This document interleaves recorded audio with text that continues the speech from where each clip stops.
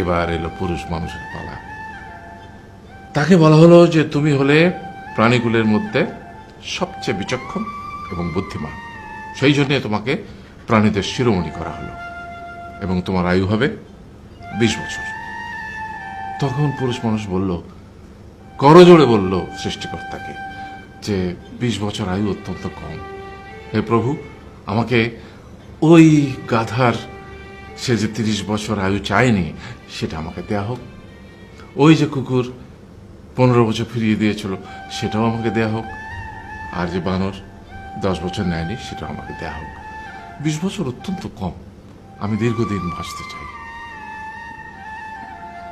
সৃষ্টিকর্তা সেটাও মঞ্জুর করলেন। তারপর কি হলো? সেই থেকে ছেলেরা পুরুষ মানুষ হিসেবে বাঁচে 20 বছর, তারপরের 30 বছর সংসারের বোঝা পিঠে করে বয়ে বেড়ায়, সেটা কার মতো? গাধার মতো।